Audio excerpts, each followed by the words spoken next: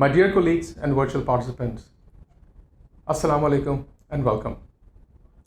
Firstly, congratulations to Total Communications on organizing the 13th edition of the Mobile Commerce Conference. This conference has indeed become the gold standard for digital commerce in Pakistan. And thank you for giving me this opportunity to speak to this August forum. I will be talking about strategic choices for digital services providers in this age, or as I see it, a prevail or perish choice that is facing the financial institutions. Let me start with this famous quote from Winston Churchill, where he said, "Never let a good crisis go to waste." And our friends at Total Communication have demonstrated how to make good of an opportunity offered by the COVID crisis. They have gone virtual with this conference. So how can the financial institutions act smart and convert this opportunity to transform and grow?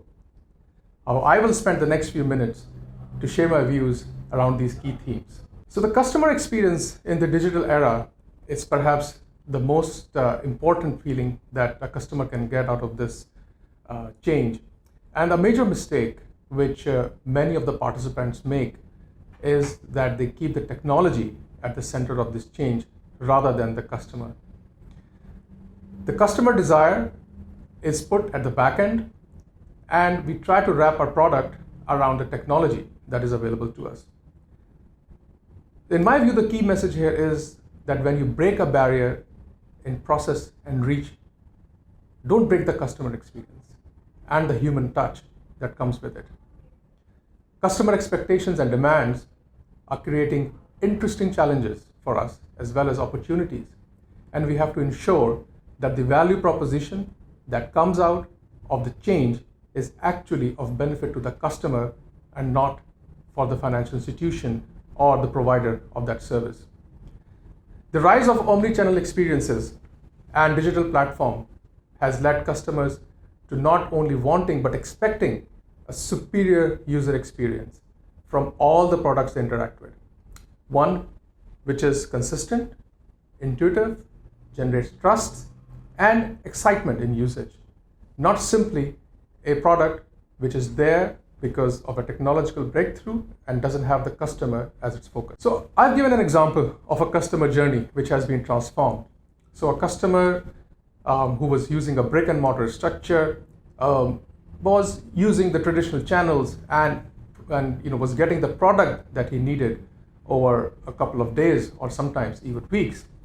But when we went digital, the same customer was able to access the channel through a mobile device or internet and was able to get what he wanted in a matter of minutes.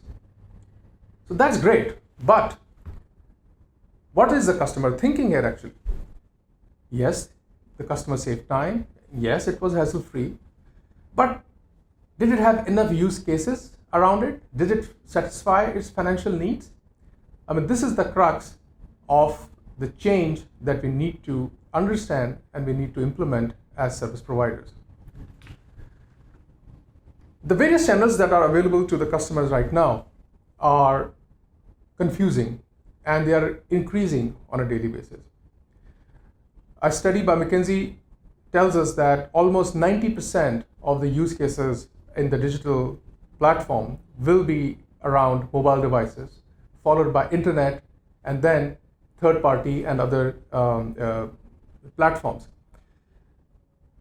But among all these channels that will be available, will the customer have the same experience that he had when he was approaching the branch physically? Will there be a human touch? Will our products be centered around customer preferences? Will the touch points along this journey be understanding of what the customer actually wants? Or will there be simply technological touch points which will improve the interaction, yes, between the customer and the financial institutions, but simply ignore the human touch, the feeling of warmth, the understanding and customizations that sometimes come with the human touch? So the technologies that will have a significant impact around it: artificial intelligence, open APIs, blockchain technologies, and virtual reality and or augmented reality schemes, which will be now be the center point of all the changes that will be coming through in this digital age. So we now look at how the COVID crisis is acting as an agent of change and has proven to be a blessing in disguise for the digital uptake. And I'm quoting from some figures that have been released by OneLink that the daily IBFT transactions during the COVID crisis, they increased by 370% during the pre-COVID period, and they touched almost 700,000 transactions a day during the pandemic. Likewise, the bill payment services, they increased almost 6 times during this period, and mobile top-ups and other allied services, they increased almost 30%. Clearly, there is a move, and the pandemic increased the push towards the adoption of the digital technology, and maybe it was the big breakthrough or the barrier breaker that we were hoping that came through as a result of this crisis. EasyPaisa, which is one of the largest digital platforms available in our country, mentioned there has been a 17% increase in the number of daily transactions, whereas Daraz, which is the biggest online shop in Pakistan, it said that it saw an 8-fold increase in the use of e-wallets by customers on average. So clearly, it has been a watershed moment for the industry. But are we taking advantage of it?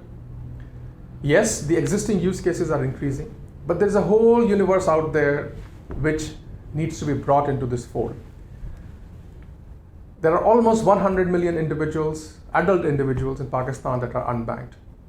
And the financial inclusion targets for 2020 were looking at 50% of these coming into the digital platform fold or into this realm. But unfortunately, the numbers that are coming through to us do not reflect that. We are way behind this target. And the important thing is that even the number of users that we have with us, most of them are dormant. So the number of active accounts are actually much smaller than the 100 million target that was envisaged in this strategy. But having said that, the COVID pandemic and the resultant change in behaviors has given us a huge push. And there's a whole new world that is open out there. The estimated number of SMEs in Pakistan is in excess of 4.1 million. But the current SMEs that are actually banked by financial institutions are less than 200,000. And the National Financial Inclusion Strategy is aiming to have 700,000 with us by 2023. Now that's a huge jump from 190,000 to 700,000 in 3 years, but that's still the tip of the iceberg. We are looking at more than 4 million SMEs that are available to us. So the bottom line is that there's a vast universe out there, and we have to use this change in behavior and this breakage of barriers to make sure that we get the unbanked into the system and we increase our reach as the behaviors are changing. The impact of bringing these use cases, bringing these adults, bringing these SMEs into the financial sector is going to be huge for our economy. The GDP impact, as calculated by a study by McKinsey again, is that it will increase our GDP by almost 20% by 2025 if all these unbanked individuals and SMEs are brought into the fold of financial sector. We will have almost 93 million of new use cases and almost 7 billion of new transactions which will be captured by the system, which is a boon for the tax collecting agencies, a boon to document the economy.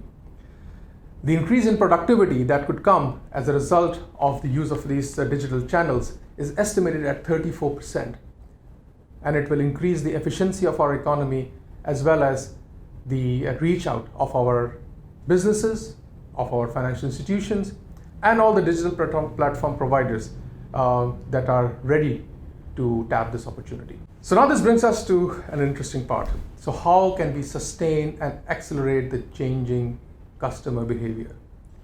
Because yes, we can bring more people in the fold, but if they are not using the services or if they go dormant after some time, all that energy, all that progress is lost.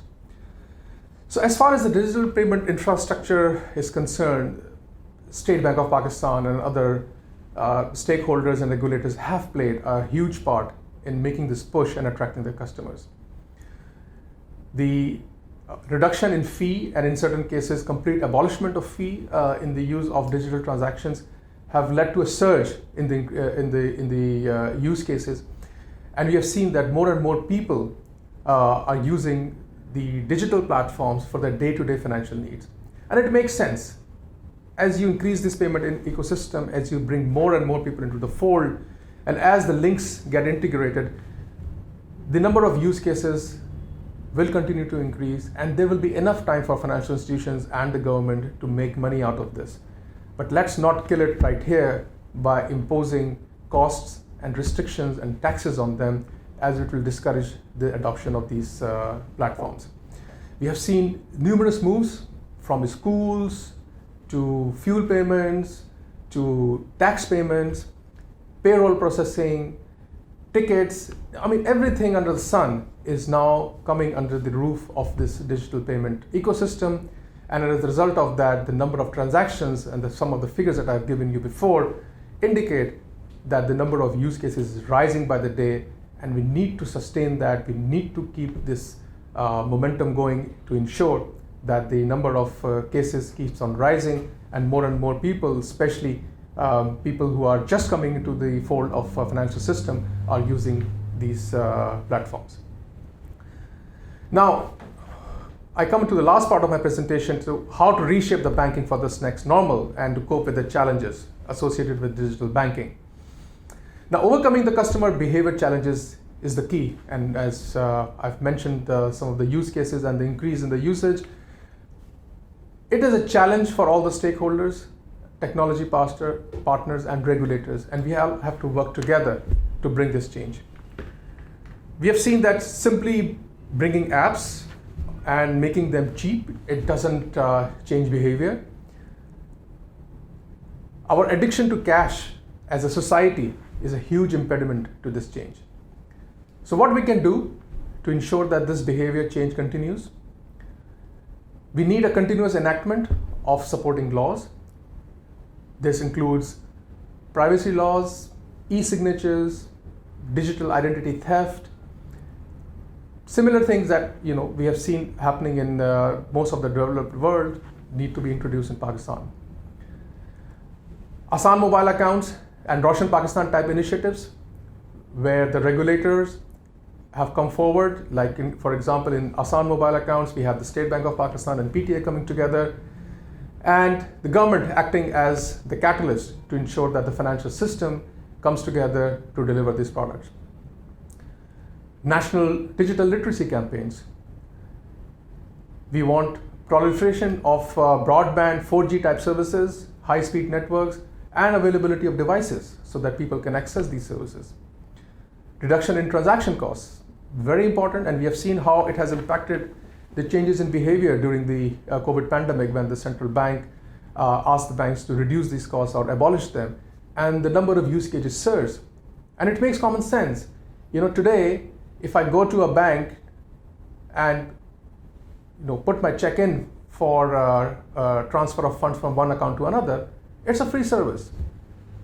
But if I use a mobile app or IBFT on internet to transfer funds, it costs me. So why would I use the digital services? During COVID, when these costs were reduced or abolished, people start using them. So in order to reduce our addiction to cash, the government, the central bank, and the financial players need to reduce the cost of transaction. And my last point, discourage cash modes.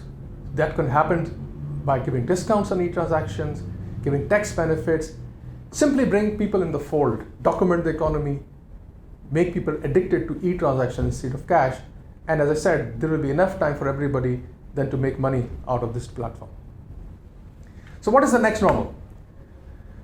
I think financial institutions will be moving towards a new discovery zone where they will be reallocating significant amount of capital and capex toward efficiency and process improvements. Because this use case, the last 6 months, they have given us new ideas to reallocate our resources, to increase our outreach to customers, and modify our product offering to increase our profitability and to increase our customer reach in the long run. The new normal will be our digital platforms and digital agendas, products that are delivered as per the requirements of the customers through more efficient channels, and improving customer experiences in ways that address the efficiency, profitability, and product differentiation along these routes.